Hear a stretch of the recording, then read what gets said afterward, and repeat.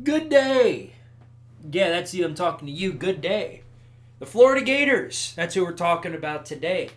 Florida had a pretty ugly season last year. Of course, with a new head coach, Billy Napier, a lot of people expected this outcome. But what will it be this year? Is there a possibility it could be even worse than it was last year? And if so, is Billy Napier in trouble?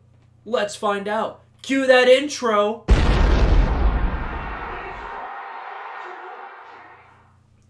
Oi, fellow comrades, this is Squidtard Sports here, and today we are having another video. I've been doing a lot of videos about certain teams, and I've done a few videos on certain other teams already. I wanted to talk about Florida and the Florida Gators because their situation right now, it's actually pretty interesting considering the facts that are being presented right now. So, looking back at 2022, it was a pretty disaster. It was a pretty bad season for Florida.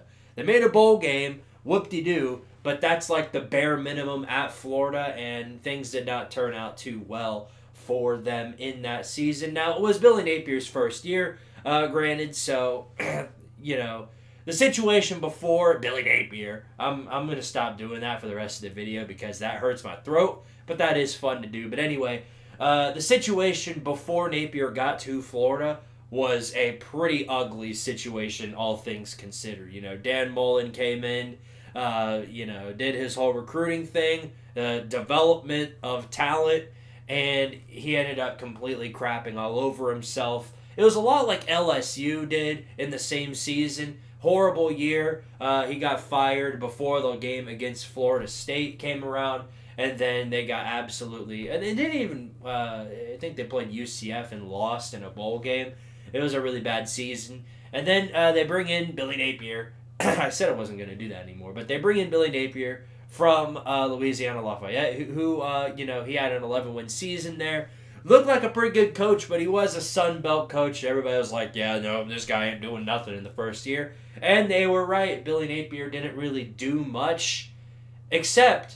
if you take into account what happened in the first game, they beat Utah at home. And really, some people thought that, Florida was going to maybe get the upset in that one. But the majority opinion was that Utah was going to go in there and beat up Florida pretty good.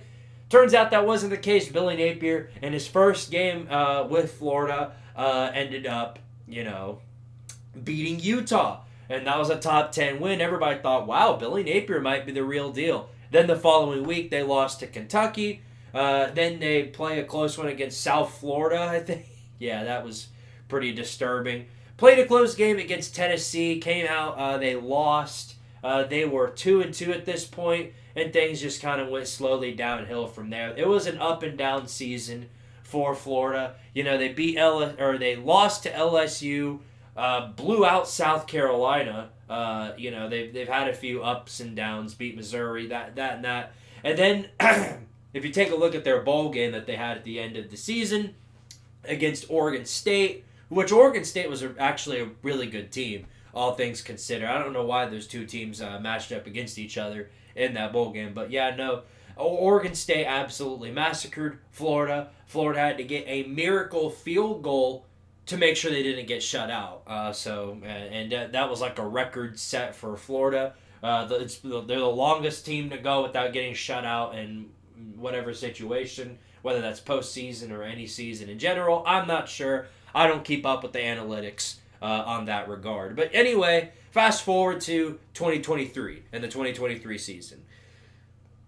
What's going to be Florida this year? Well, not many expectations should be set on Billy Napier, truth be told. Now, if you look at the recruiting rankings, I'm going to pull this up real quick. I've got this tab right here. I pulled up 3 different ones, 247 on 3, and Rivals. And all of them, with the exception of... I take that back. The highest one is on 3, and they have him ranked 12th, right in front of Tennessee. But then on 247 and Rivals both have them. Oh, the point is, all 3 of them have Florida ranked in the top 15. It's more of an opinionated thing, all things considered, but the majority opinion on that regard is that Florida is ranked in the top 15 in recruiting. So, is that good? I I don't know. You tell me. You tell me if that is good. I think it actually is a pretty good start for Florida if you take into account where they have been in years prior. Now, obviously, they aren't going to recruit on the level of Alabama, not yet, at least. And that's going to take time to come. You have to actually win consistently in order to build up to that level, and they're just not there yet. So, probably not going to happen for the foreseeable future. But Florida is getting some decent level recruits, which should be good enough to win some pretty big games down the line. But we'll have to see. It's one thing to get the recruits, it's a whole nother to develop them. And can, like Dan Mullen says, development. Are you going to be able to develop those players and actually turn them into talented football talent? Well, we just have to find that out. I'm not going to go into too much detail about the recruiting and who they got and what the plan is. But, Florida this season, I think the big thing for them is how are they going to respond? They're losing Anthony Richardson to the NFL. That's a big thing. And, I think they've got talent around. Florida's running back room is great. I really like the running backs that they carry. The quarterback situation, I think, is a huge concern for Florida this season. Because, they're bringing in Graham Mertz, and this guy's like a can of beans. I really don't think that, I really don't think Graham Mertz is going to be all that. He really wasn't anything at the Big Ten, but, he's having to play in the SEC. I could be wrong. Graham Mertz could come out and be the best quarterback ever in the history of Florida. You never know. But the overwhelming majority think that he is probably not going to fare too well in the SEC, with the inclusion of myself. So if you're not going to start him, then who will you start? Well, I think Jack Miller is another guy that came from Ohio State transfer. So could it be him, or could you start the true freshman in Rashada? Which the situation regarding him a couple of months ago left a lot of people kind of. Is he going to stay there? Is he going to move out or go somewhere else? It's a pretty interesting situation going on with the quarterbacks at Florida. So we'll have to see how that plays out in the future. But I'm going to go ahead and take a look at the schedule here. And I've got this pulled up, and I'm going to tell you this. It's probably one of the hardest schedules, at least in the 2023 season. It's pretty ugly. So, yeah, take a look. So you start out going on the road into Salt Lake City to play Utah. Most people are going to expect that you lose that game. I don't think you beat Utah 2 years in a row. I think Utah gets you this time. These aren't predictions necessarily. This is more like just taking a look at the schedule. Now, of course, a lot of these road games are really difficult, I think. You got to go on the road to Utah, go to Lexington to play Kentucky, South Carolina, LSU on the road late in November. That's an interesting combination in Missouri. So, yeah, some pretty hard road games. You have some home teams which I think you might be able to trip up. The obvious one being Tennessee early in the season. Florida always gives Tennessee a pretty difficult game. That's never an exception in any year, and it's probably going to be the same this year. But yeah, you got Tennessee at home. Vandy at home, I think, is a pretty easy. I want to say easy win. I don't know, but I mean, you got Vandy and Arkansas at home. And of course, the Jacksonville game with Georgia. You get Florida State at home too, but they're going to, of course, the overwhelming majority of people think that Florida State's going to be an improved team this year. And then you got a few nuts who think Florida State's making the playoffs. I don't think that's happening, but I do think that Florida State will be a pretty good team this year. Point is, if you look at the schedule, Florida's schedule is just absolutely, it's a pretty bad, in terms of, for Florida at least, it's a bunch of juggernauts, at least in Florida's sake. What are some guaranteed wins you find on here? Other than the two early ones with McNeese and Charlotte, that's about it. Everybody else on that schedule, it's going to be really interesting to see how that plays out for Billy Napier. And speaking of Billy Napier, if Florida comes out and, they lose to Utah and Tennessee and Kentucky, or they trip up against Vandy or South Carolina, what's the fate of Billy Napier? Is it going to be like Brian Harsin at Auburn, to where he gets fired really quick after, just going into the second year? I don't know, because you look at Florida and you look at why they're this way. Like, internally, what happened with Dan Mullen and the administration over there. I wouldn't say it's like the booster problem at Auburn, but it's a lot like that, with some exceptions being that they don't have as much control, but they definitely do control a lot of what goes on with the Florida football program. And I don't know.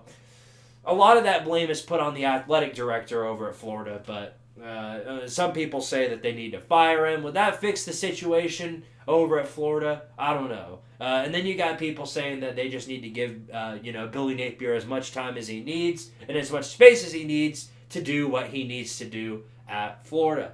A lot of questions there. My general analysis or my general opinion on the situation is that I think Florida needs to ride out with Napier.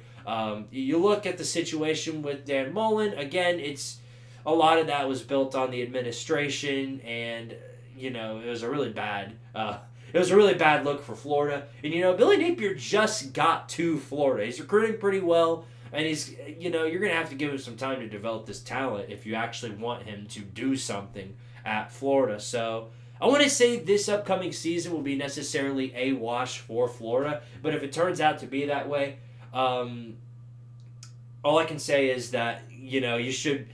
If I'm a Florida fan and looking at this schedule, I would go in with a pessimistic view rather than an optimistic one, because I would rather be a pessimistic fan and then be surprised at how good we do than to be an optimistic one and then be disappointed, because disappointment always leads to sadness, which leads to anger, which leads to stupid Twitter posts saying "far is us" or whatever. So what I can say to you, Florida, is that it would be best to ride this thing out with Billy Napier for the foreseeable future, no matter how the 2023 season goes, because it could be ugly for Florida. It very well could be an ugly situation, with the quarterbacks, the schedule, the teams you got to play. This is not going to be an easy year for Florida, most certainly not. Never is in the SEC. And what timing for it, because sooner or later in 2024, when conference expansion happens, hopefully you'll be able to find a way to beat Texas and Oklahoma, or to at least compete with most of those teams, because if not, you may be way, way behind from everybody else. So we'll see how that plays out in the future. But anyway, thank you guys so much for watching. If you're a Florida fan that's watching this video, please tell me down in the comment section what you think about this situation. And if you think that Florida should ride out with Billy Napier, or if you think that he's in over his head. Heard a lot of conflicting viewpoints on him.